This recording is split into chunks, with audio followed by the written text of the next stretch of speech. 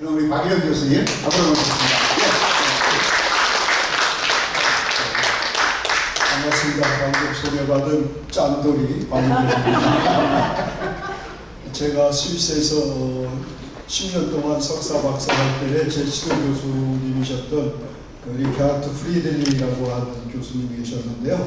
그분이 이제 그 장학금도 10년 동안 쭉 이렇게 해주시고 뭐 온갖 제 뭐라 그럴까 하여튼 제 살아가는 전체를 다 이렇게 정말 돌봐주셨는데 공부시키는 데는 그냥 일절 없으셨습니다. 그래서 저하고 같이 공부했던 친구 중에 이집트에서 왔던 친구가 있었는데 17번 빠꾸 먹고 그냥 간 친구들이 있었습니다.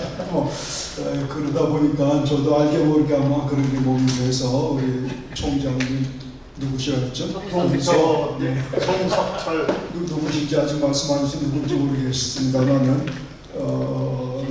저는 뭐 하여튼 평소에는 가능한 한 인간적으로 친절하고 따뜻하게 대하더라도 공부시키는 데는 그냥 최대한 혹독하게 그게 제 배운 대로 저도 가르쳤기 때문에 아마 고생들 하셨을 거라고 생각을 합니다. 네, 이제는 뭐 다 지난 얘기고 저는 2018년 2월에 이제 정년퇴직을 해서 현재는 좀 시간이 여유도 있고 그래서 집에서 마당도 좀 가꾸고 상추도 키우고 고추도 키우고 그러고 지내고 있는데 또 회장님, 총장님 또 우리 김은태 부회장님 또 저를 또 이렇게 촌에서 놀고 있는 사람을 나오라고 하셔서 귀한 자리에 불러주셔서 기대에 부응할지 모르겠습니다만 하여튼 제가 그동안 사실 저는 스위스로 유학 갈 때 비하인드 스토리라고 할 수 있습니다만 김수환 주교님이 저를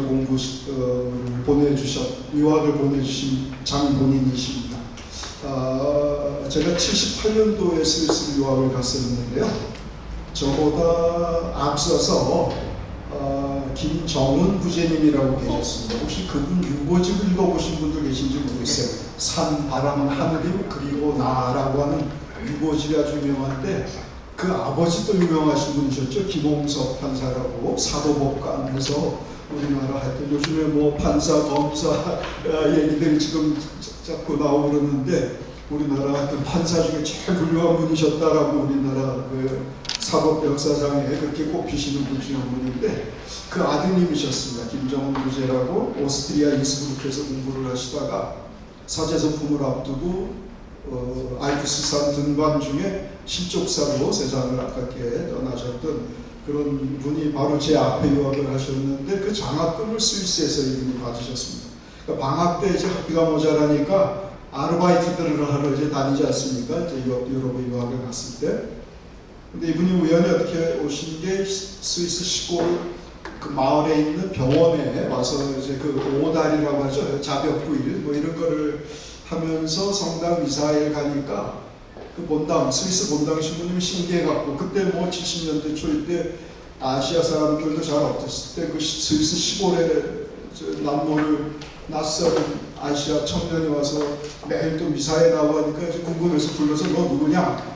여차저차 한국에서 온 유학생, 신학생이다 그러니까 그래? 그리고 이제 그 신부님이 돌봐주시고 그 이후 이제 학비를 그 스위스 본당 신부님이 대주셨습니다. 그런데 이제 그 김홍석 판사 아드님이셨던 김정은 그 신학생이 사제서품학교 부제 때였죠. 사제서품 석 달 전에 그렇게 안타깝게 선종하신 그런 일이 있었고 그 장례식에서 김수환 주기현님이 그 오스트리아 인스브루크에서 장례를 했는데 그때 이제 그 76년도였습니다. 미국의 지미 카터 대통령하고 김수환 주기현님이 같이 그 노트르담 대학교라고 인디애나주 미국의 그 가톨릭 대학교죠. 거기서 명예 박사학위를 인권 신장에 대한 그 인류에 대한 공헌으로 김수환 주기현님 명예 법학 박사학위를 받으시는 때였는데 그때 지미 카터 당시 미국 현직 대통령도 같이 그 학위를 받는 그런 자리였다고 합니다. 그 자리에 가셨다가 이제 그 비보를 듣고 급거 이제 오스트리아에 오셔서 장례 미사를 집전을 하셨는데 그 자리에서 그 김정은 부제의 뭐 은인이라고 할 수가 있죠. 스위스 시골 본당 신부님을 이제 만나셔서 돌아가신 김정은 부제를 대신해서 후임이라고 할까 한국 학생에게 내가 장학금을 주니까 추기경님이 한 사람 한국에서 보내주십시오 이렇게 됐습니다. 근데 그 여러 가지 복잡한 일을 하시던 중에 미국서 명예 박사 학위 받으시고 오스트리아로 가서 장례미사 시대고 막 이러고 이제 오시느라고 다 잊어버리셨던 겁니다. 추기경님 그 얘기를. 그러다가 이제 78년도에 가톨릭 대학교 신학대학에서 이제 그 교수 요원을 양성할 목적으로 몇 사람을 선발해서 유럽에 오스트리아에 몇 명, 프랑스에 몇 명 이렇게 보내겠다고 결재를 올렸습니다. 그때 같이 갔던 제 동기 중에 하나가 서울교구의 그 성서학으로 유명한 안병철 신부입니다. 저하고 이제 같은 비행기 타고 같은 날 이제 유학을 떠났습니다. 78년도 가을에. 그래서 그 안병철 신부는 이제 파리 가서 공부를 쭉 했고요.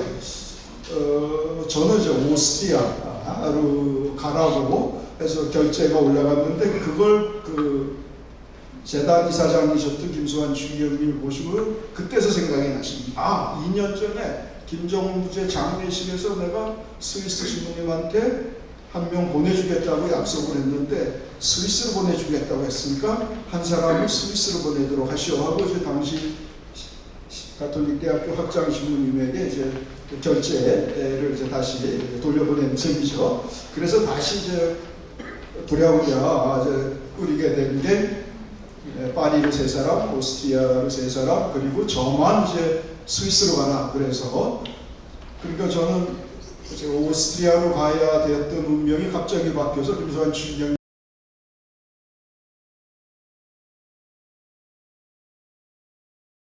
88년까지 공부를 하게 됐던 그런 이제 사연이 있었습니다. 뭔 얘기를 하려고 제가 장원의 처음부터 연습을 시작했습니다. 네, 그래서 추기경님하고는 저는 그런 의미에서 어떻게 보면 여러 가지 빚을 지고 있다 그런 말씀을 드리고 그래서 이렇게 하다 보니까 추기경님하고 제가 뭐 서신 왕래도 여러 번 했습니다. 사실 유학 중에 지금도 그 서신들을 이거 추기경님한테 받은 건데 버리기도 그렇고 해서 그냥 가지고 있었는데 그걸 생각해보니까 가보가 되겠더라고요. 지금 생각해보니까 요즘에 그 시복시성위원회 때문에 회의하다 보면 사람들이 불쑥 들고 와서 교회사연구소나 서울교회 시복시성위원회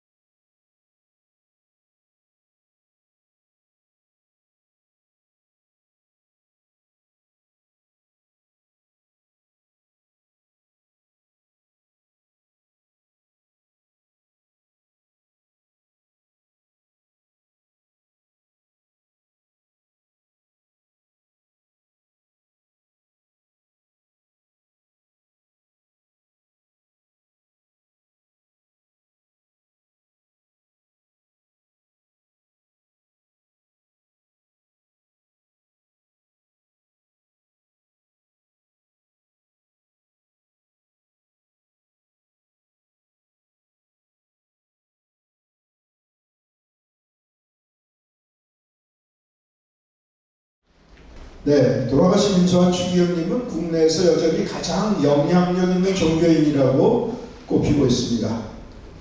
시사저널이라고 하는 그 잡지하고 미디어 리서치라는 여론조사기관에서 2007년부터 2018년, 그러니까 돌아가시기 조금 전부터 돌아가시고 나서 근 10년까지 매년 누가 한국을 움직이는가 해서 각 분야별로 조사를 하는데, 종교인 분야에서는 짐작하시는 것처럼 김수환 추기경님은 돌아가신 이후에도 여전히 가장 영향력 있는 종교인으로 압도적 1위를 차지하고 계십니다. 제가 그 인터넷에 있는 자료들 아까 여기서 해보니까 직접 안 떠서 자료들을 이렇게 다시 출연해봤습니다. 이거는 개신교에서 내는 어느 신문에 나와 있는 자료를 제가 찾아본 건데요. 가장 영향력 있는 종교인 해갖고 복수응답 3명까지 했는데, 이거 2015년 자료입니다. 이거는 김수환 추기경님 돌아가셨으니까 2015년은 돌아가신 지 6년째 되는 해 아닙니까? 그래서 전 추기경이라고 표현을 해놨는데 정확한 표현일지 돌아가신 분이시죠. 김수환 추기경님이 고인이십니다만 1위, 근소한 차이로 염수정 추기경님이 2위, 이렇게 해서 정진석 추기경님 3위, 추기경님 3분이 금운동 차지를 하셨네요. 그 다음에 스님들, 목사님 이런 식으로 우리 프란치스코 교황님도 외국인으로서는 유일하게 10분 중에 한 분, 2015년에 이미 한국을 움직이는 종교인으로 뽑혔던 적이 있습니다. 그래서 2007년부터 2018년까지 12년간 가장 영향력 있는 종교인이 누구였는가를 종합적으로 그 조사기간 전체 기간을 다 포함해서 내보니까 1위가 고 김수환 추기경님, 2위가 고 정진석 추기경님 쭉 해서 9위가 우리 염수정 추기경님까지, 우리 추기경님들만 가톨릭 3분이 1위, 2위, 9위를 차지하고 계시는 것을 알 수가 있고요. 이제 녹색으로 표시되는 개신교 목사님들이시고, 하늘색은 이제 법정 스님, 성철 스님 등에서 불교 스님들이 이렇게 나오고 있습니다. 선정 횟수 2007년부터 2018년까지 12년간 김수환 추기경님과 정진석 추기경님은 개근상을 타셨습니다. 한 번도 빠지지 않고 매번 10분 중에 드셨고요. 우리 염수정 추기경님은 5번 선정이 되신 걸로 보입니다.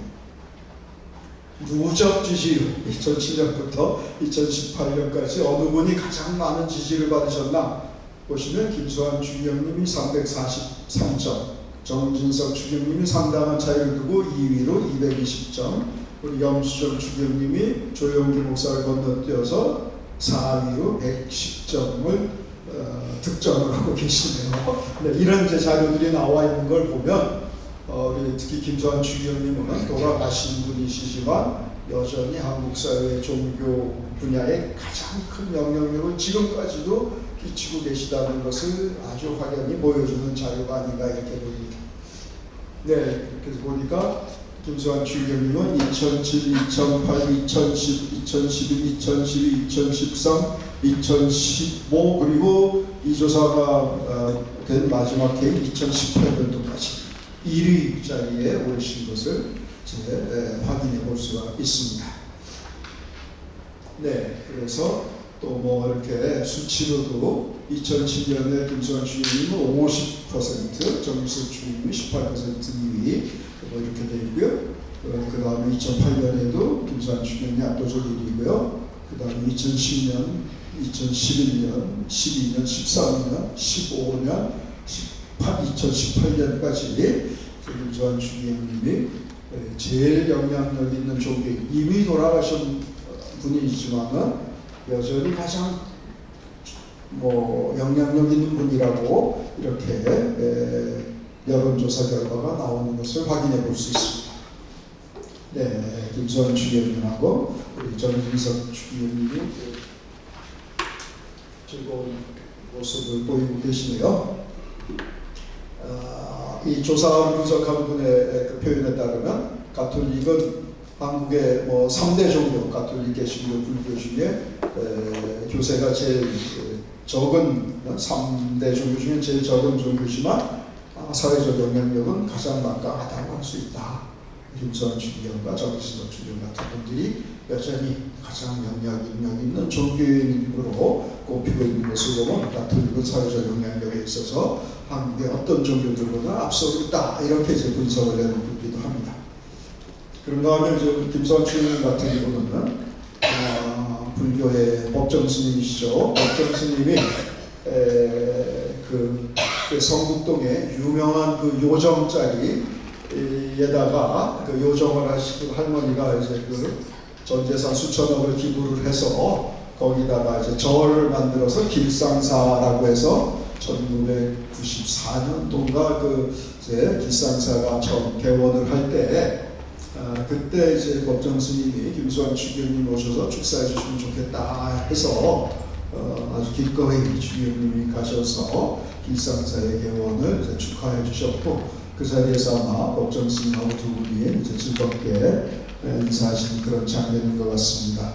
여기 얼굴만 조금 보이는 분이 이제 주기영님 비사셨던 백승호 신부님 모습이시고 여기는 이제 박청수 교무라고 원불교도 교무 이분도 아주 훌륭한 일 많이 하시는 분이시죠. 인도 라닥 그 달라이 라마가 망명정부하고 있는 그 근처 거기 가서 또 뭐 많이 도움을 주기도 하고 이제 그렇습니다. 아마 뒤에 어딘가는 장인 충혈이 계실 텐데 이 사진에는 잘 보이지 않습니다. 뒤에 수녀님들도 많이 보이고요. 네, 뭐 그런가 하면 이제 개신교의 강원용 목사님이시죠. 주기영님보다는 이제 5살 연상이신데 두 분이 1960년대 중반부터 종교간 대화와 협력 모임을 함께 하시면서 아주 뭐 의기투합하신 그런 뭐 우정이라고 할까 그런 교류를 이어가셨으면서 이분은 강원영 목사님은 김수환 주기영님보다 5살인데 3년 먼저 돌아가셨으니까 주기영님보다 2살 더 살아셨죠. 89세까지 사시다가 2006년에 돌아가셨는데 그때 임종병상에도 주기영님의 소식을 듣고 쫓아가셔서 삼성 서울병원에 계실 때 가서 그 임종 그 증상에 누워 계신 강원영 목사님 귀에다 대고 40분 이상 귓속말로 말씀을 이제 계속 하셨다고 하고 주기영님 말씀이 끝나자마자 이제 강 목사님이 숨을 거두셔서 서울대병원 장례식장으로 옮겼더니 또 거기 가셔서 그 하루에 그냥 2번을 가신 거죠. 임종하는 자리에 가서 지키셨고 또 장례식장 서울대병원에 차렸다고 또 가셔서 가서 또 조문하시고 그러니까 그때 경동교회 이제 강원영 목사가 창설했던 경동교회의 이제 담임 목사가 박종화 목사라고 계시는데 저랑 이제 스위스에서 같이 유학했습니다. 저는 이제 프리부라고 하는 이제 가톨릭 대학에 있었고 그 박종화 목사님은 바젤 대학에 이렇게 개신교 쪽에 신학을 하셨는데 그분 이제 주기영님 보고 강원영 목사님 연결 예배 장례 미사 적으시고 하면 거기서 연결 설교를 해주십시오. 장례 미사 강론을 부탁을 한 거죠. 기꺼이 해주시겠다고 해서 주기영이 아주 감동적인 조사를 해주셔갖고 그 영동교회 신자들 비롯해서 그 유학 주족들이 아주 큰 위로를 받으셨다. 그런 말씀을 제가 들은 적이 있습니다. 내일이 마침 그 경동교회 창설 80주년이 돼서 저보고 와서 밖에서 본 경동교회라는 주제로 좀 기념 강연을 해달라고 해서 제가 강원영 목사님과 김수환 주기영의 만남에 대한 주제로 내일 앞에 이제 법륜 스님이 1차로 하셨고 제가 2차로 와서 이제 경동교회 80주년 축하 강연을 제가 내일 오후에 또 가서 하게 되어 있습니다. 옆에 계시는 분은 송월주 스님, 조계종 총무원장 하셨던 분이죠. 이 세 분이 특히 90년대 아주 활약을 하셨는데요. IMF 직후 금모으기 같은 거 할 때 이 세 분이 아주 앞장서셨습니다. 그래갖고 98년 1월 달에 금모으기 운동할 때 세 분이 나란히 서 계시면서 사람들이 금반지, 금팔찌, 금귀걸이, 금목걸이 뭐 하고 올 때 세 분이 이제 고맙습니다 하고 인사하고 서 계시는데 갑자기 김수환 주기영님이 본인이 목에 메고 계시던 금 십자가를 벗으시더니 그 금반지 틈에다 탁하니 올려놓으시더라는 거예요. 그래갖고 이 송월주 스님, 이 세 분 이제 다 돌아가셨습니다. 근데 제가 송월주 스님도 돌아가시기 전에 저기 구이동 워커힐 호텔 있는 옆에 그 아차산 양화산 하는 절에 그때 계셔서 찾아가서 김수환 주임 얘기 좀 해주십시오 했더니 그 얘기를 하시는 금모으기 운동할 때 말입니다. 글쎄 우리 셋이 나온 일 있어서 이제 받고 있었는데 김수현이 갑자기 돌발 행동을 하시는 거예요. 아니 그 목걸이가 아니라 그 십자가 벗어서 거기다 놓으셔서 목사님 신부님들 옆에 계시다가 깜짝 놀래고 입만 벌리고 아무 소리를 못하고 계시는데 소스님 제가 정신 차리고 한마디 했습니다. 그러시더라고요. 뭐라고 하셨어요 스님? 그랬더니 아니 주님님 그거는 성물 아닙니까? 우리가 아무리 지금 금부치가 필요하고 빨리 나라 빚을 갚아야 한다고 하지만 아니 어떻게 추기경님 그 십자가 성물까지 우리가 팔아먹어야 되겠습니까? 그건 거두어 주십시오. 그렇게 말리셨대 이 월주 스님이요. 그랬더니 추기경님 대답이 아니 여기 지금 새겨져 계시는 우리 예수님은 당신 몸까지 내바쳐서 모든 것을 인간을 위해서 희생하셨는데 아니 금 십자가 이거 내놓는다고 내가 다른 예수님이 뭐라고 하실 거 하지 않고 잘했다고 할 것 같습니다. 그러면서 여기다 그냥 두겠습니다. 그러셨대요. 그래갖고 더 이상 말리지 못했다고 월주 스님이 저한테 그런 말씀도 해주셨는데 지금은 다 하늘나라에서 세 분이 만나셨겠죠. 네, 주영님의 삶과 영성에 대한 얘기를 하라고 그러셨으니까 먼저 인간적 면모들을 한번 보겠습니다. 우리 사회에는 종교를 불문하고 목사님, 스님들까지도 주님을 그렇게 좋아하고 따르고 존경하시는 분이지만 인간적인 면모들을 살펴보면 중앙일보에 1981년도에 나중에 국정홍보 주장도 하고 했던 그 오홍근 기자하고 인터뷰했던 내용이 실린 게 있습니다. 거기서 제가 갔다 온 건데요. 81년도 중앙일보 기사입니다. 내가 사춘기에 있는 연애 소설만 열심히 읽었습니다. 그렇게 고백하셨어요. 1936년에 동성상업학교 1조 소신학교 과정에 이제 오셨는데 14살, 15살이 무려 아닙니까? 그렇게 해서 19살까지 이제 그 5년간 동성상업학교 1조 소신학교 과정을 하시는데 도서관에 갔더니 그때 일제 시대 때 일본어로 된 연애 소설이 많아서 재밌게 읽었다는 거예요. 그런데 몇 권 읽어보니까 늘 똑같은 스토리더래요. 둘이 사랑하다가 또 한 사람이 나타나고 셋이서 지지고 볶다가 하나가 죽고 둘이 죽고 맨날 똑같은 얘기가 되풀이 돼서 싱겁더라는 겁니다. 그래서 딴 거 읽을 게 없나 했더니 성인전, 그래서 소화대사 성녀, 성인전 같은 걸 읽으면서 또 심취한 적이 있고 이렇게 얘기를 하셨습니다. 그런가 하면 그냥 소설만 읽은 게 아니라 실제 진짜 인생 속에서도 인연이 될 뻔한 여인들이 있었다. 그것도 둘이나 있었다 그러셔요. 첫 번째는 일본 유학 시절에 이제 그 소신학교를 졸업하고 일본으로 가시지 않습니까? 그때 같이 유학하던 동경 유학생 중에 한 사람이 인물은 좀 촌스럽게 생기고 시커멓고 인중이 길고 그렇지만 사람 됨됨이가 괜찮은 것 같다고 자기 여동생 주겠다고 만나보라고 그래서 고민을 했었고 근데 그건 그냥 해프닝으로 금방 간단히 넘어가고 말았는데 또 한 번은 아주 진짜 심각하게 고민했다 그러시더라고요. 언젠가 하면 신부되기 직전에 그 6.25가 나갔고 한국전쟁이 일어나서 이제 대구 부산에서 피난 생활할 때인데 그때 이북에서 피난 왔던 젠마라는 젠마라고 그때 신문에서 밝히지 않은 그건 이제 신부님 조카한테 제가 가서 이제 집안 사정 들은 얘기인데요. 그 젠마 주머니하고 주님님이 두 분이 아주 심각했었다고 이런 말씀을 하시더라고요. 진짜였다는 겁니다. 그래서 상당히 고민을 했는데 한 여인을 끝까지 사랑할 자신이 없어서 이렇게 주된 표현으로는 그래서 그 젠마라는 분은 간호장교로 입대를 해서 군에서 이제 소령까지인가 뭐 이렇게 고생하고 오래 했다는 그런 이제 뒷얘기도 그 조카 되시는 분한테 제가 전에 들은 적이 있고요.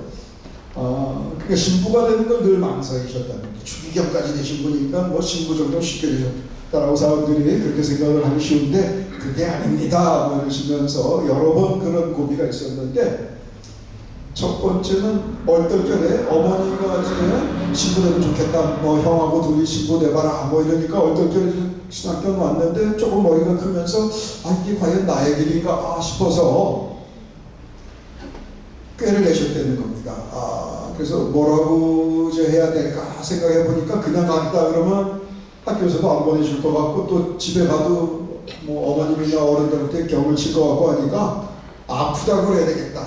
그래서 좀 구체적으로 아프다 그래야 이제 설득력이 있을 것 같아 갖고 진짜 아팠던 선배한테 가서 증세가 어떠냐 물어봤고 상당히 치밀하게 준비를 하셔서는 교장 신부님한테 가서 여기저기가 이렇게 아픕니다. 그럼 빨리 병원에 가봐야지. 본인은 이제 꾀병이라고 생각하고 교장 신부님한테 그랬는데 그래서 할 수 없이 병원에 가서 진찰을 했더니 진짜 축농증이 발견이 돼갖고 바로 이 자리죠. 옛날에 성모병원 자리가 여기서 입원을 하시고는 축농증 수술하고 그때는 축농증 수술도 큰 수술이었던 모양이니까 30년 되니까 그래서 한참 병원에 누워있으니까 속으로는 또 이제 됐다. 내가 병원에 누워서 여러 날 이러고 있고 공부도 못 따라갈 테니까 넌 이제 집에 가라 그렇겠구나. 웬걸 났으면 빨리 돌아와. 그래갖고 이제 다시 또 신학교로 들어가셨다는 겁니다. 그래서 또 공부를 해서 졸업할 때가 다가와갖고 시험을 보는데 오늘날 지금 이제 도덕, 윤리 그런 시간이죠. 수신이라는 과목에서 그때 뭐 이제 40년대 초가 되니까 한참 2차 세계대전 일본 사람들 대동아 전쟁이 이러니까 천황폐하의 시민이 된 소감을 써라. 이런 시험 문제가 나왔더라는 겁니다. 그래서 1. 나는 천황폐하의 시민이 아닌 2. 그러므로 소감 없음 이렇게 써서 이제 딱 내시니까 내긴 1등으로 냈겠죠. 짧고 간단하게 써서 냈으니까. 나 학교가 난리가 났답니다. 그렇지 않으면 천주교학교 또 장면 박사가 그때 이제 교장하고 계셨을 텐데 이제 난리가 나갖고 이제 교장실에 불려가고 그렇게 됐답니다. 그래서 욕을 잔뜩 이제 가서 이제 꾸지람을 듣고 그러고는 난 이제 퇴학이구나 이렇게 각오를 하고 계셨다는 거죠. 그런데 그냥 또 어떻게 넘어왔답니다. 그 졸업할 때가 돼서 교장실에서 부르더랍니다. 우리 교장 선생님 참 훌륭하신 분이고 인격자다 보니까 나 같은 놈을 빨리 내쫓지 않고 그래도 졸업을 시켜서 졸업장이라도 줘야 나가서 먹고 살 길을 찾을 테니까 참으셨나 보다. 이제 진짜 집에 보내나 보다. 이제 진짜 퇴학인가 보다 하고 각오를 하고 교장실에 들어갔더니 웬걸 퇴학이 아니라 유학. 일본으로 유학 가라. 그래서 동경 상지대학교, 조치대학, 소피아 대학으로 유학을 갔다는 겁니다. 그렇게 이제 그러니까 장면 박사가 김수환 추기경님이나 인재가 인재를 알아본다고 할까요? 거꾸로 말썽 부리고 그랬지만 좀 잘 단련하면 쓸만하겠다 그래서 그렇게 판단이 됐던 모양입니다. 그래서 이제 유학을 갔는데 유학 가서는 또 동창생의 여동생 소개해 주긴다는 또 그런 일이 있었다는 거고요. 유학 시절에도 일본 유학 시절에도 일본인 교수가 살살 추기경님을 속을 긁어갖고 식민지 나라에 와서 공부해서 뭐하냐 이러니까 나는 우리나라 독립을 위해서 싸우겠어 이랬다가 또 지나가던 독일 신부님이 듣고 너 그런 식으로 얘기하다가 위험해진다 이런 또 걱정도 들으시니 하여튼 우여곡절이 많으셨답니다. 그 다음에 어머니에 대한 애틋한 마음을 가지셨다고.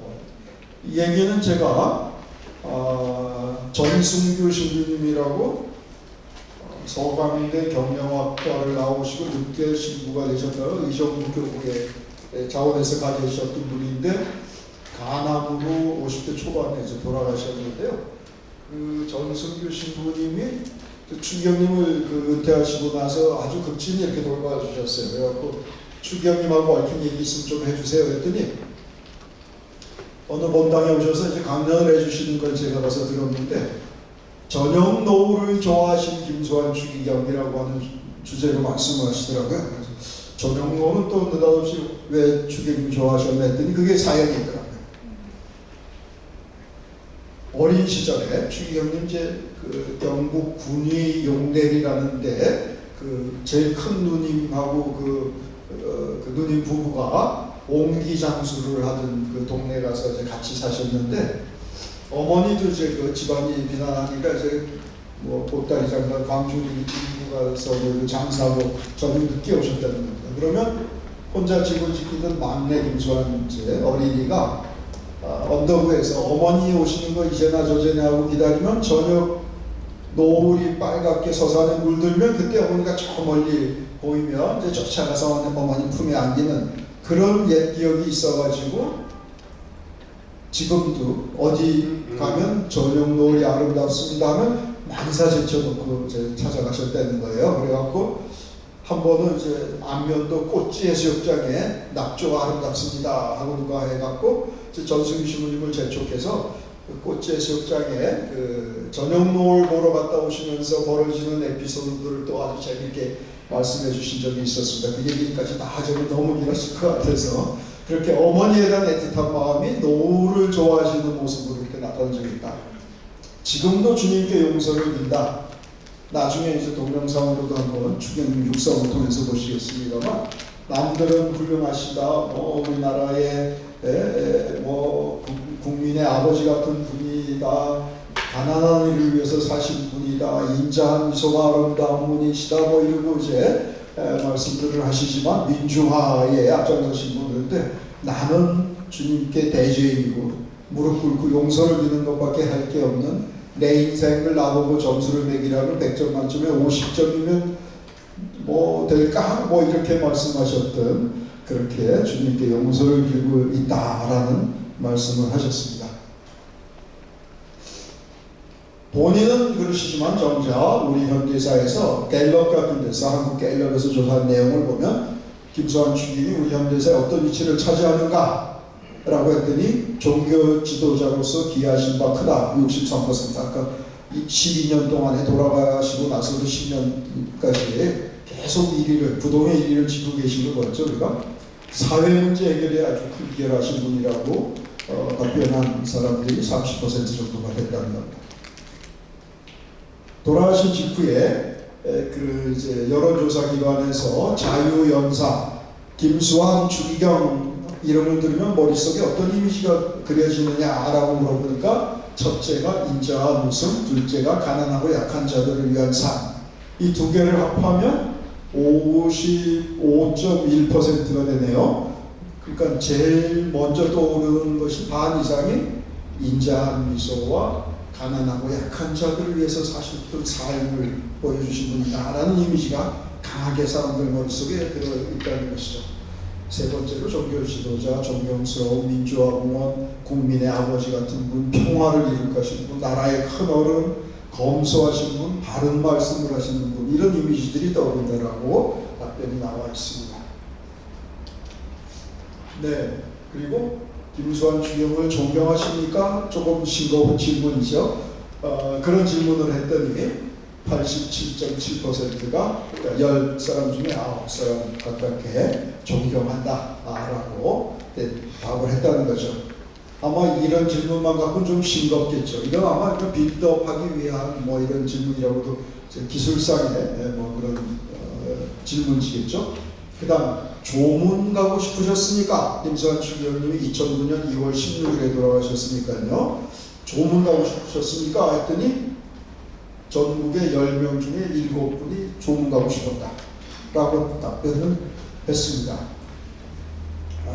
5일장을 하는 동안에 실제로 조문객을 받은 건 3일이죠. 3일간 전국에서 40만 명 정도가 다녀가셨다라고 뭐 교구청에서 발표를 했습니다만 그때 저도 저 세종호텔 앞에서부터 서 있었습니다.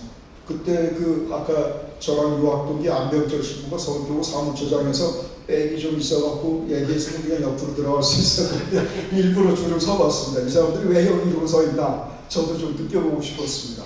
그래서 한 3시간 서 있었거든요. 쭉 서서 이렇게 오는데 누가 마시라고 따뜻한 커피도 주고 뭐 차도 끓여서 나눠주고 그래서 별로 좋은 줄 모르고 3시간 서 있다가 들어갔습니다만 40만 명이 다녀왔는데 전국민의 70%면 몇 명인가요? 5천만 잡아도 70%면 3,500만 명.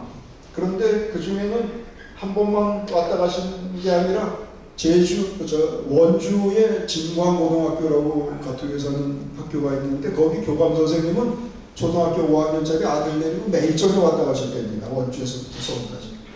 뭐 그런 분들도 계셨으니까 40만이 아니라 연인은 4천만쯤 잡으면 5일장이 아니라 500일장쯤 해야 1년 반은 좁은 객을 받아야 나받지 않았을까 할 정도로 좁은 가고 싶었던 사람이 전 국민의 70%였다. 이렇게 우리가 확인이 가능합니다. 김소환 주연님께서 사제기를 걷게 되시는 배경을 한번 간략하게 훑어보겠습니다. 1922년 음력 윤달이었습니다. 5월 8일에 태어나셔서 양력으로 환산을 하니까 7월 2일이었습니다. 세례대장에 확인해보면 그때 당시는 왜 태어나서 3일 만에 영세를 주고 그러지 않았습니까? 저도 10월 26일 날 태어나서 29일이 제 세례받은 날인데 그날이 이제 10월 마지막 일요일이어서 옛날엔 10월 마지막 주일이 그리스도 왕축일 그래갖고 예수 그리스도의 제일 사랑받는 제자가 사도 요한이다. 그래서 제가 사도 요한이 된 그런 일이 있었는데 그래서 추경님 7월 초에 그 영세 받으신 세례대장이 있어서 한동안 이제 헷갈렸습니다. 왜 태어나셔서 한 달이나 기다리셨을까 했더니 알고 보니까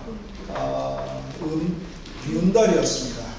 22년도 음력 5월이 윤달이 들어갔고 윤 5월 8일 그러니까 양력으로 7월 2일에 태어나셨고요. 1934년 4월 그러니까 경상북도 군위에 사시다가 초등학교 4학년까지 군위 보통학교, 군위 소학교를 다니시고 5학년이 되는 1934년에 이제 그 성유스티노 신학교 대구에 있는 소신학교 예비과정이라고 할 수 있는 대구의 성유스티노 신학교 예비과에 들어와서 2년간 공부하시고 2년 후에 1936년 4월에 그때는 이제 새 학년이 4월에 시작했습니다. 저도 초등학교를 1959년에 들어갔는데 저 초등학교 들어갈 때도 새 학년이 4월에 시작했습니다. 혹시 제 또래 계시면 그런 기억 있으신지 모르겠습니다. 나중에 3월로 바뀌었습니다만 1959년도만 해도 제가 4월 달에 초등학교 입학했던 그때는 이제 국민학교죠. 기억이 있습니다. 이때도 아마 지금은 일본이 지금도 아마 그렇다고 알고 있습니다. 4월 달에 새 학년을 시작을 해서 학년 시작이 4월입니다.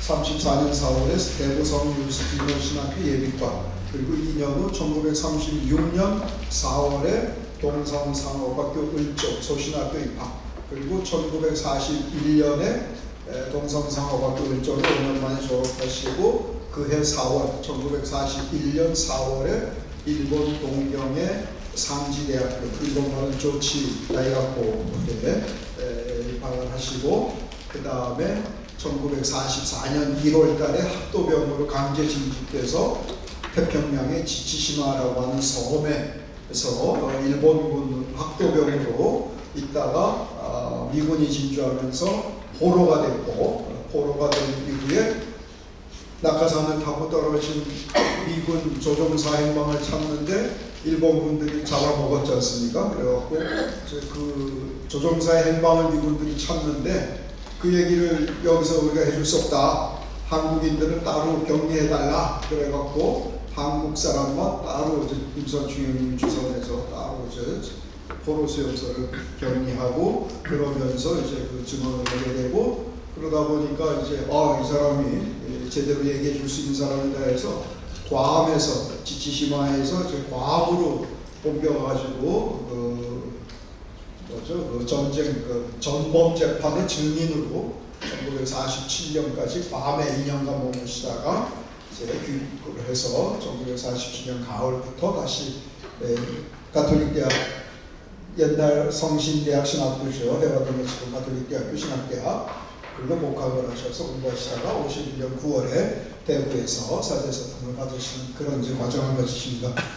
여기 지금 사진 추기경님 이제 51년 9월달에 대구 계산동 성당에서 사제상품 받으셨고, 그 세사제이신 김수환 추기경님 옆에는 추기경님이 그렇게 평생 그리워하셨던 애틋해하셨던 어머니 서중자 하자 서중하 마르티나 여사님 추기경님의 어머니시죠. 네. 그리고 66년 그리고 이제 안성본당 주임 신부를 하시다가 그 다음에 저 김천에 황금동 본당 주임 겸 성희 중고등학교 교사 하시다가 독일 밀스터 대학교에서 그리스도교 사회학이라고 추기경 김수환 이야기 책에 써 있는데 뭐 제가 정정을 뭐 발표 장소에서 시복시성 심포지움에서 말씀드린 것처럼 그리스도교 사회학이라고 하기보다 그리스도교 사회론이라고 해야 정확한 표현이다라고 제가 말씀드린 적이 있습니다만은 독일에서 7년간 유학을 하고 들어오셔서는 가톨릭 신부 사장 그러다가 이제 1966년에 마산교구가 창설되면서 초대 교구장으로 주교님이 되시게 되죠. 그리고 1968년에는 서울 교구장으로 올라오시고 그리고 그 다음에 바로 1년 지나서 1969년 4월에 만 47세의 나이로 한국교회 최초, 세계 최연소, 또 독일서 공부할 때 유학 당시에 지도교수였던 요셉 회프너 지도교수와 동시에 추기경이 되는 진기한 세 가지 기록을 동시에 세우신 추기경으로 전주교회사에 또 기록이 되어 있습니다. 지금 당시 바오로 6세 교황님으로부터 추기경 반지를 받으시는 그런 이제 모습이시죠. 최근에 제 교황청 장관으로 계시는 우리 유흥식 라자로 추기경님 언론에도 자주 등장하고 계시는데 얼마 전에는 한국의 무슨 프로그램에 나오셔서 로마에서 강도를 당해갖고 교황님한테 받은 추기경 반지를 뺏겼는데 나중에 프란치스코 교황님 그 얘기 듣고 하나 더 주셔서 다시 얻었다 뭐 이런 말씀을 하신 적 있지 않습니까? 바로 그 반지 추기경님이 여기 받으시는 바오로 6세 교황이시고 머리가 까만 40대의 젊은 추기경님의 모습을 보고 계십니다. 추기경님이 되셨던 1960년대 말 이 시기는 김수환 추기경님이 어떻게 보면 세속적인 시각에서 보자면 엄청 빠른 출세를 하신 거 아닙니까? 주교되자마자 서울교구장이 되고 서울교구장 되자마자 47살에 추기경까지 되고 뭐 이러는 그 배경에는 아마 2차 바티칸 공유의 정신을 가장 잘 이해하는 한국인이다라고 교황청에서 그렇게 인정을 받으셔서 한국교회의 대표로 이분을 발탁을 하셨던 것이 아닐까. 그 바티칸 공유의 정신에 따라서 교회의 벽을 허물고 세상 속에서 현대 사회에 적응하는 교회를 강조를 하셨던 것이죠. 그러다 보니까 한국 교회로서는 최초의 추기경, 최연소 추기경, 스승과 같은 날 추기경이 되셨지만 교황님한테 먼저 추기경 반지를 받으신 추기경 그래갖고 알파벳 순서로 해서 베푸너 추기경 앞에 이제 김수환 추기경 때문에 그래갖고 스승이신 베푸너 추기경보다 본인이 먼저 받았다고 가서 스승님한테 죄송합니다 했더니 괜찮다고 하셨다는 얘기 제가 들은 적이 있습니다. 네. 그렇게 이제 추기경이셨지만 한국 사회로서는 이제 시대의 양심으로 그런 이제 상징적 인물이셨죠. 그래서 아까 우리가 첫 슬라이드에서 본 것처럼 사람은 사용하고 사고를 사랑하는 그런 사회 속에서 인간의 모습을, 인간의 권리를 회복하고 상실된 인간을 되찾고 인간의 권리를 회복하는 일에 앞장서시게 되죠. 그렇게 정의를 올바른 사회 질서, 그게 결국 이제 정의의 구현이고 그 정의는 바로 사랑의 실천을 통해서 정의가 구현되시고 그 정의의 열매가 바로 평화다. 이런 추기경님이 하셨던 명언 중에 하나가 평화라는 한자를 보면 골고루 평자에다가 화목을 받지 않는 벼화자 옆에 입구자. 그래서 사람 입속으로 벼가 즉 혀가 쌀이 되고 밥이 되니까요. 사람 입에 밥이 골고루 들어가면 그게 평화다.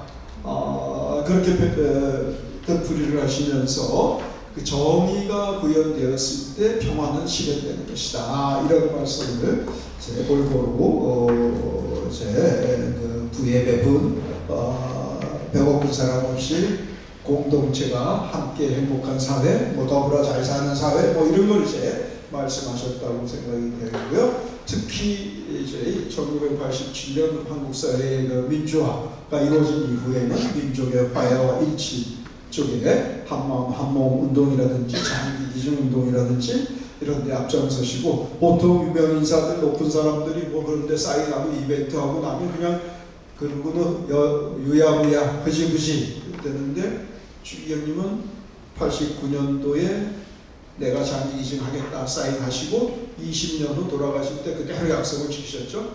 그래서 다 내어놓으셨지만 87세, 만 87세에 노 주기경님 몸에서 쓸 수 있는 것은 이제 안구 2개였고, 그것도 그냥 아슬아슬했다고 합니다. 제가 그 안구 이식 수술했던 주천기 선생, 당시 가톨릭대학교 안과 학 교수였고 나중에 가톨릭 의대 학장까지 지내셨는데, 의대 학장할 때 제가 찾아가서 주기경님 안구 이식 수술한 얘기 좀 해주세요 하고 제가 다 증언을 그 녹취를 해놨는데, 아유 저 그때 보따리 싸놓고 이민갈 각오하고 했습니다 그러시더라고요. 아니 왜요?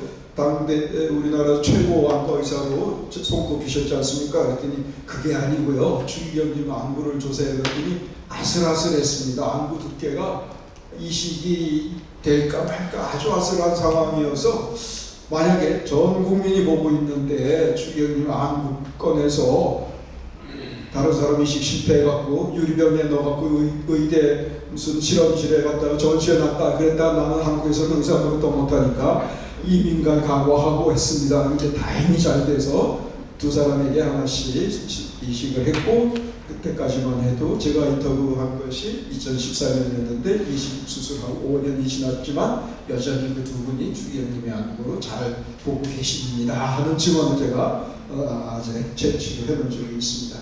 그렇게 민족의 화해와 일치를 직접 뭐 말만이 아니라 온몸을 바쳐서 이렇게 해오신 분이셨죠. 그래서 경제사 아까 독일 유학 시절 7년 반이나 그리스도교 사회학, 그리스도교 사회론, 오늘날 우리가 사회교리라고 하는 거죠.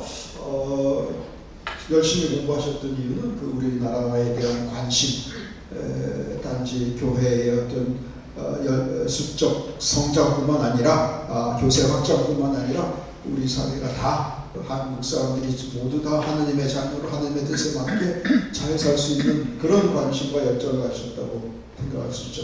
그래서 우리나라는 그때 잘 살아고 경제개발 5개년 계획 뭐 이러고 있을 때 그 경제사회적 발전, 과학, 기술의 발달이 무엇을 위한 것인가? 사람은 죽어나가는데 과학이 발달하고 경제가 발전해서 어디에 있을 것인가? 인간을 위한 것이 되어야 된다.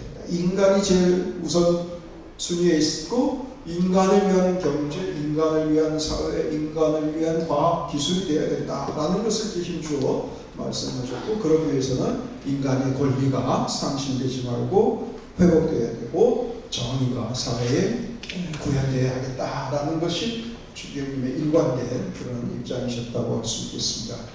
그래서 정의가 강물처럼 흐르는 세상, 이사야 예언서에 있는 기술처럼, 또 여기 흰 바지 저고리 입고 계신 분은 지학순 주교님, 김소환 주교님하고 소신학교 입학 동기로, 나이는 지학순 주교님이 1살 위이신데 2분이 동기생이었고, 그러나 주교님이 아주 깍듯이 형님으로 그렇게 대우하셨던 그런 또 한 분의 평생 동지라고 할 수가 있죠. 그래서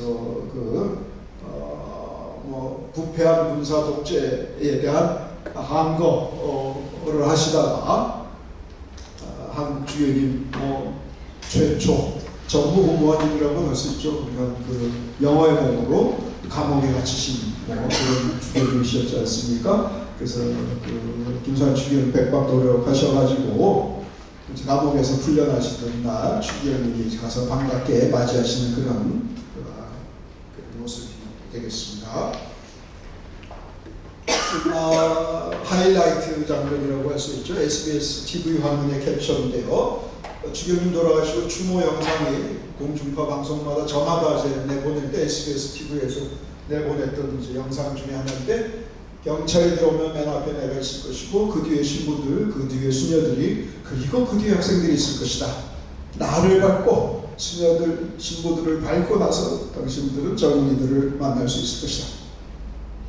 87년 민주화를 앞두고 젊은이들이 거리 곳곳에 쏟아져 나와서 민주화를 요구하는 시위를 하다가 이제 그 진압경찰에 밀려서 명동성당으로 피해 들어와 있을 때 그 남대문 경찰서 고위 관계자가 찾아와서 주기현님에게 학생들을 내놓으라고 하니까 이렇게 말씀하셨다고 하는 거죠.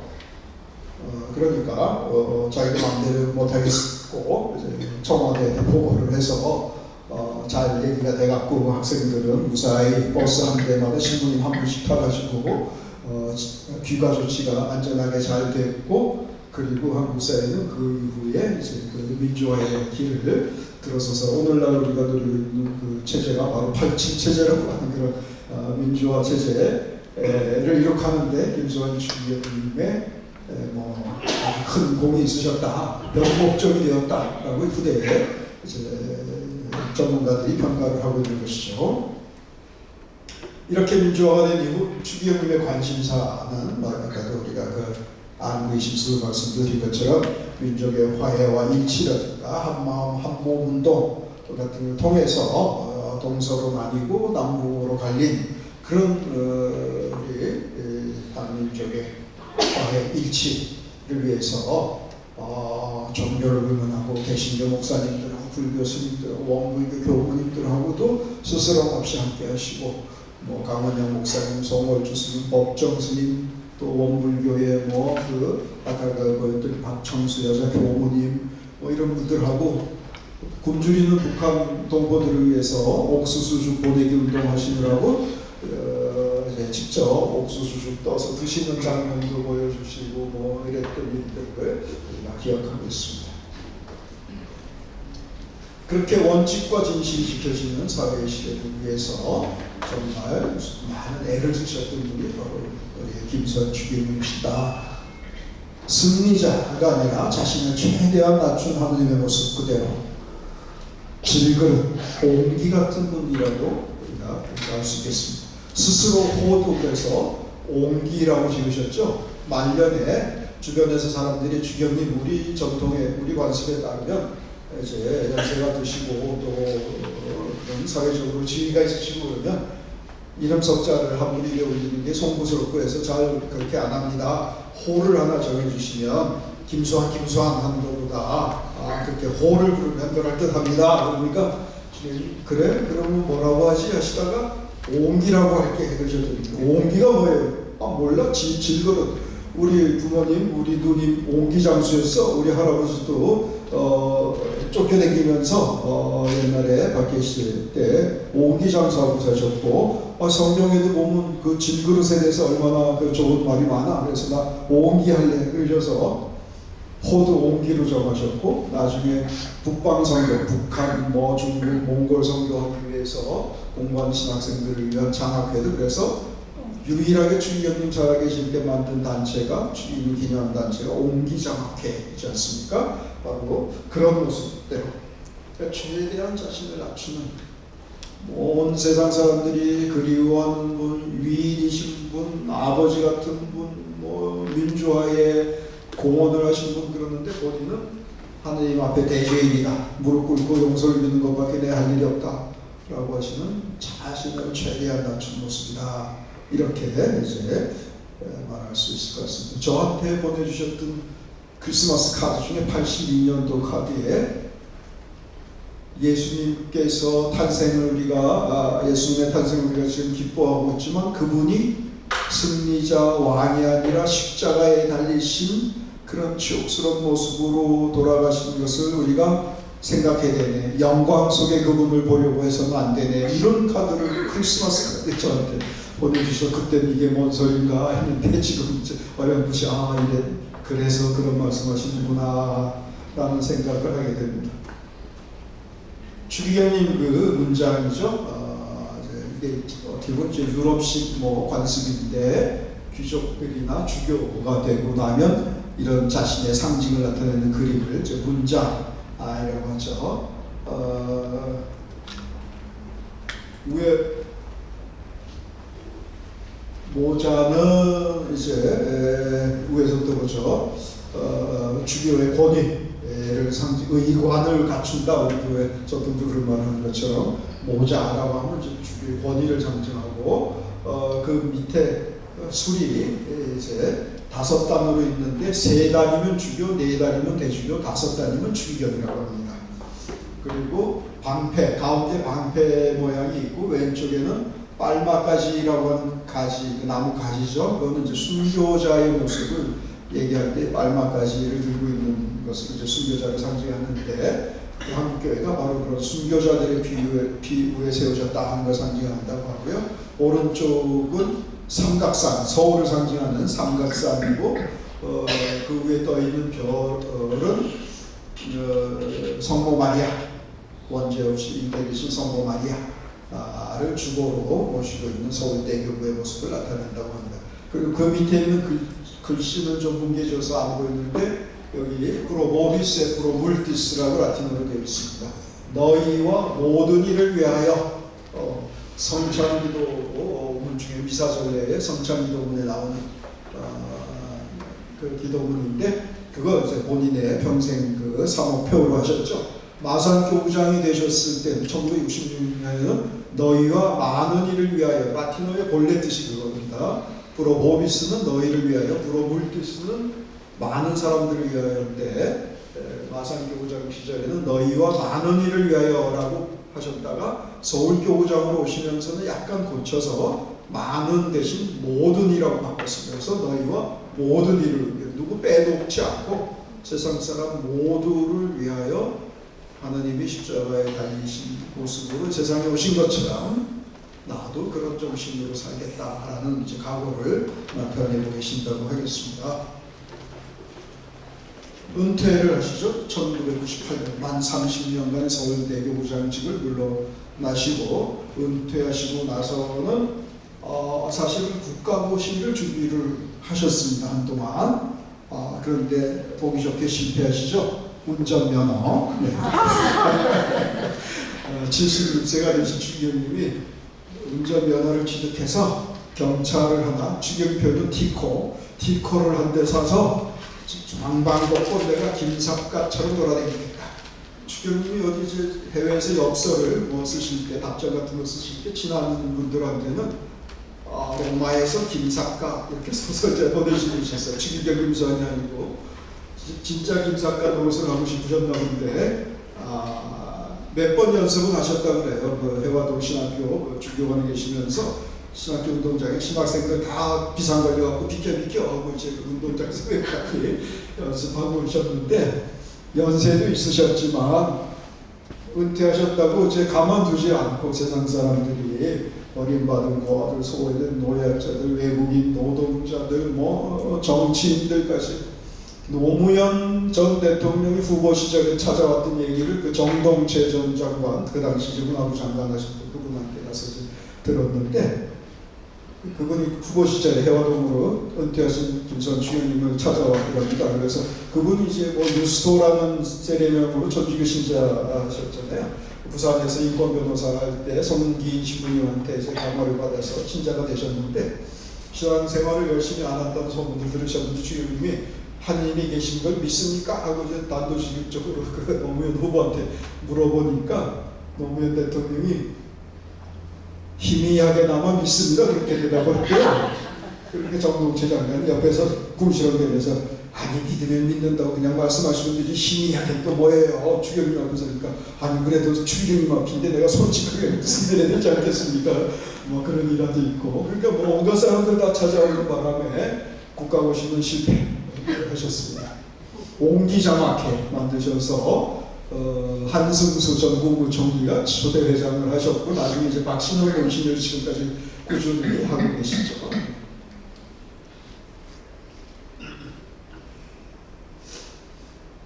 2000 2000년도 은퇴하고 나서 2년 후에 심산상이라는 걸 받으십니다. 2000년 5월달에.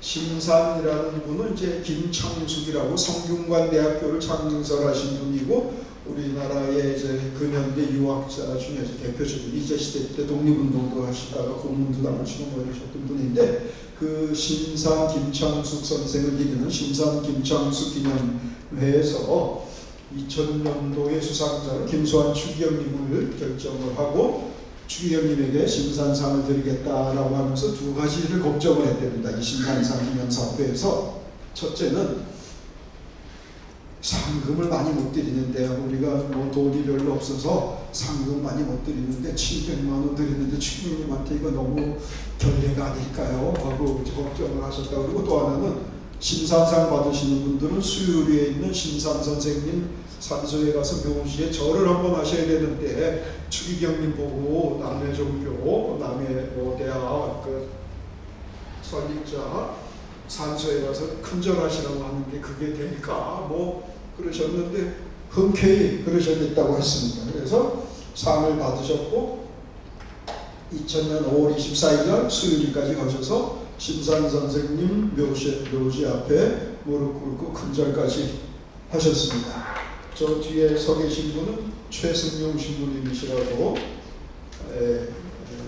가톨릭대학교 총장도 지내셨고 정진석 주교님 시절에 저한테는 소신학교 시절에 은사님이시기도 하고 최승용 신부님 같이 가셨던 모양의 사진을 찍혀있는 거 보니까 그래서 상금은 어떻게 하셨냐 700만 원 받아오셔갖고는 800만 원 보태서 1,500만 원 돌려보내면서 좋은 일에 쓰십시오 하고 돌려보냈다고 합니다. 지혜님이 나는 1,000만 원 돌려보냈다고 들었는데 나중에 한홍순 교수님 전교학 전교사 하셨고 우리 평론회장님도 하셨던 한홍순 교수님이 아니야 1,500만 원이야 그러시더라고요. 1,000만 원 돌려보냈다고 들었습니다. 저는 네 그때 심산상 수상하시면서 수상연설에서 이런 말씀하셨더라고요. 이 수상이 저 개인적으로 자격이 있어서 또는 무슨 훌륭한 일을 했기 때문이 아니라 앞으로 더욱 심산 선생님을 본받아 여생을 민족과 인류를 위해 불태워 살라는 가르침이여 경례라고 해석되었습니다. 더욱이 종교적 민족적 차원에서 새로운 시대인 2000년대 초두에 또한 천주교의 인류 구원의 대희년이라는 역사적 시점에서 볼 때 세계적 대종교인 두 종교 천주교와 유교 간의 과거의 갈등을 청산하고 화해와 협력을 바탕으로 하여 두 종교의 존재의 이유, 곧 민족과 인류 더 나아가 우주 만물의 생명을 살리는데 함께 손을 잡고 매진해 나아가는 하늘의 크신 뜻이요 국민적 영혼의 표정이라 생각합니다. 그러니까 우리나라가 천주교가 들어와서 100년간 박해를 받은 것은 사실 유교와 천주교의 갈등이었지 않습니까? 유교 성리학을 이념을 했던 조선 왕조와 천주교라는 새로운 대안이 이 사회에 들어와서 부딪힘으로 해서 당시 기득권 세력이었던 유교 성리학으로부터 수많은 희생자를 낸 또 어떻게 그쪽 입장에서 보면은 반체제 인사들 천주교라고 하는 이상 야릇한 걸 갖고 와갖고 이 사회를 뒤집어쓰려고 하는 반역 세력들 이렇게 해서 천주교를 받던 그런 갈등이 이제 추기경님의 이 상을 수상하시면서 심산 선생님 묘지에 가서 절도 하시고 이런 연설을 하시고 하면서 이제 극적인 화해라고 할까 200년 만에 천주교와 유교의 화해도 김수환 추기경님이 이루신 것이다라고 그 의미를 우리가 해석할 수 있겠습니다. 그러면서 이제 하셨던 말씀 제가 요약해 놓은 거 이런 게 있어요. 유교는 인본적, 자력적, 상향적, 현재적 성향이 강한 반면 그리스도교는 신본적, 타력적, 하향적, 미래적 성향이 강하다. 그러나 이 두 특성은 인간이 공통적으로 지닌 효성, 효도의 양면적 성향으로 양자택일적이 아니라 상호 보완적이다. 천주교와 유교의 조화적인 대화는 각자의 쇄신과 성장을 위해서뿐만 아니라 인류의 정신적, 영성적 발전을 위해서도 유익하고 훌륭하다. 이런 말씀은 이제 유교에 대해서 아주 높이 평가하셨던 것이죠. 유교뿐만 아니라 불교는 말할 것도 없고 그 강원영 목사하고 1976년에 대화라는 잡지에서 대담을 하신 적이 있는데 그때는 50년 전에 샤머니즘에 대해서 두 분이 하신 대담 보면 아주 놀라운 얘기가 있습니다. 개신교 선교사들에 들어가서 제일 먼저 한 일이 무당 신주단지 때려부신 겁니다. 뭐 이제 강원영 목사가 그런 얘기를 시작하면서, 그러나 우리나라의 개신교 안에는 이 샤머니즘적인 요소들이 아주 곳곳에 있어서 샤머니즘 콤플렉스를 어떻게 할 것인가가 중요한 과제입니다. 뭐 새벽 기도에 사람들이 몰려오고 무슨 유명한 부흥 강사가 오고 100만 명씩 모이고, 이거는 샤머니즘이 아니고는 설명이 안 됩니다. 그러니까 추경님이 그게 어떻게 보면 우리 국민의 종교성 아닐까요? 이렇게 답변하시고, 나는 바티칸 박물관에 있는 그 유명한 미켈란젤로, 뭐 라파엘로, 뭐 누구 그런 유명한 성상들 가서 봐도 5분 이상 본 적이 없는데, 경주 석굴암 불상 앞에 가서는 넋을 놓고 하루 종일 본 적이 있습니다.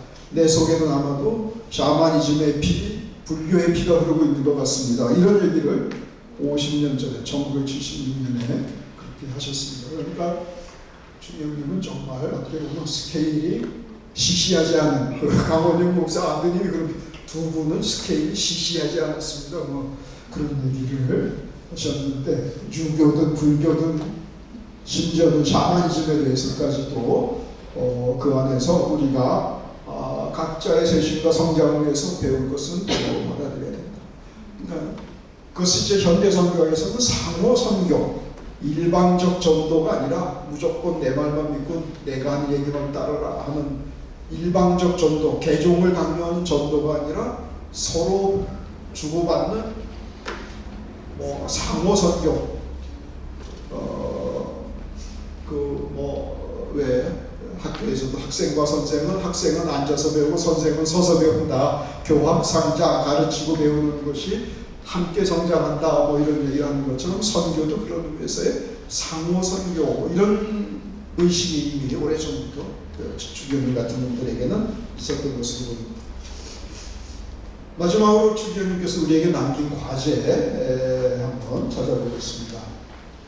2000년도 11월 28일에는 또 인제대학교 하면 또 우리 저 이태석 신부님 떠오르지 않습니까? 인제대학교 의대 졸업하시고 살레시오의 사제가 돼서 수단에 가서 활동하시다가 48살에 대장암으로 세상을 떠나셨던 그 또 뭐 울지마 톤즈 이런 영화로 많은 사람들의 신분을 울렸던 그 이태석 신부님 출신 학교가 인제대학교인데, 그래서 인제대학교에서 지금 인제대학교 인성교육에 이태석 신부님 이름을 붙여서 하고 있다고 듣기도 했습니다.